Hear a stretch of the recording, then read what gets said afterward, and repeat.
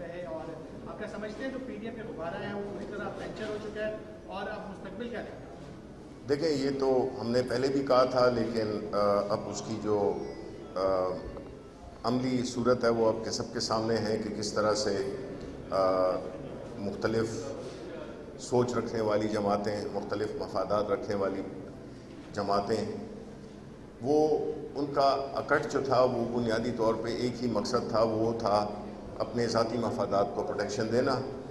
تو وہ تو ظاہر ہو گیا، اور جس طرح سے ان کو عوام نے بھی پذیرائی نہیں دی تو اس کا انجام تو یہی ہونا تھا.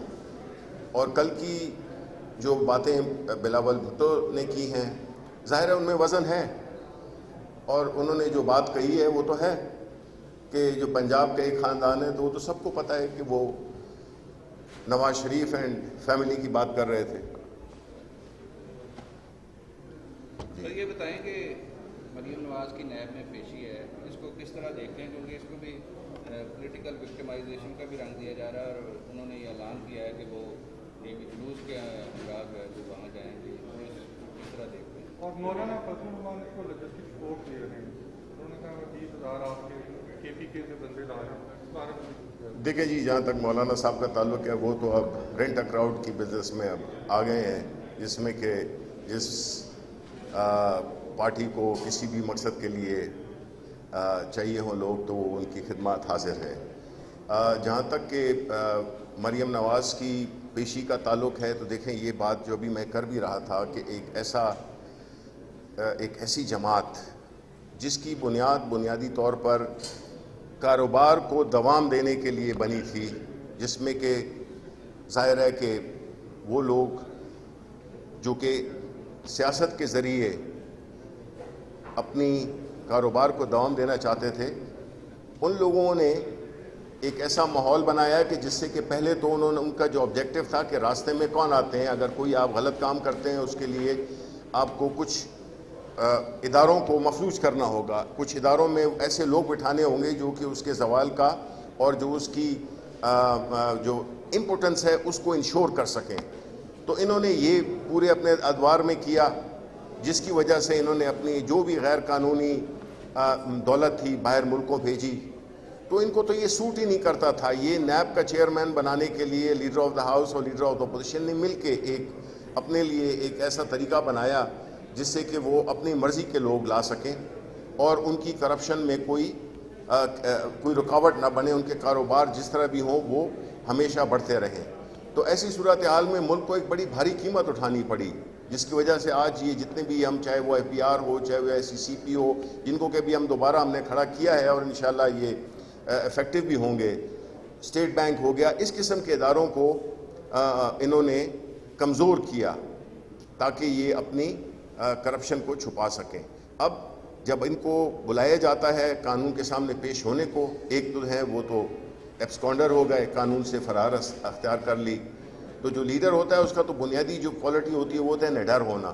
لیکن اگر ہم دیکھیں تو جب بھی ان پہ سخت وقت آیا تو یہ ملک سے بھاگ گئے. ابھی جو ہے تو یہ صرف اپنی دولت کو بچانے کے لیے، اپنی جائیدادیں بچانے کے لیے یہ برسر پیکار ہیں کہ کس طرح سے انٹیمیڈیٹ کر سکیں. آپ مجھے یہ بتائیں کہ کوئی ایک مجرم، عام مجرم یا آپ ہوں، میں ہوں، اگر ہمیں قانون بلائے اور ہم بجائے اس کے قانون ادھر جانے کے ہم اپنے ساتھ بدماشوں کا جتھا لے کے چل پڑیں تو آیا یہ ملک ہوگا یہ راجواڑہ ہوگا؟ یہ بنانا ریپبلک کی مینیفیسٹیشنز ہیں کہ آپ قانون کو گھر کی لونڈی سمجھتے ہیں.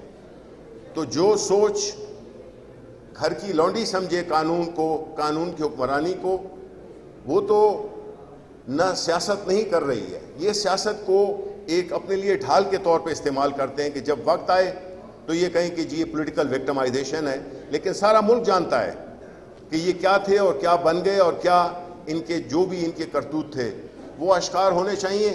اور قانون صرف ان سے سوالات پوچھ رہا ہے، تو سوالات کے جواب دینے کے بجائے آپ لشکر کشی کر دیں.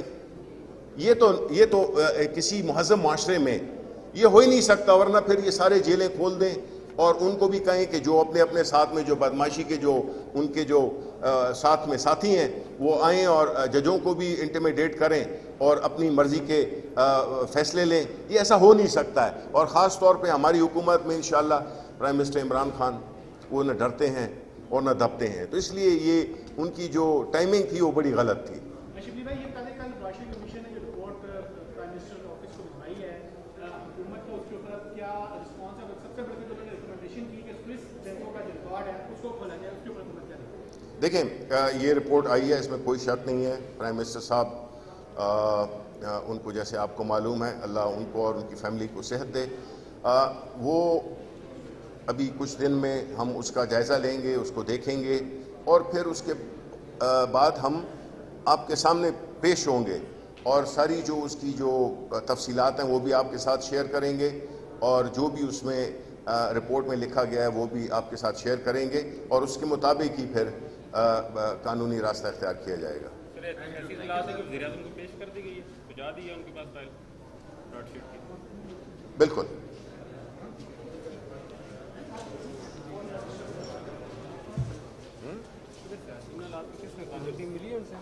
نہیں یار، یہ تو نہیں ہے کہ آپ بالکل ہو جاتے ہیں، چیزیں پہنچاتے ہیں ایک پاس ٹائم کے بعد اب اس طرح اخبار بھی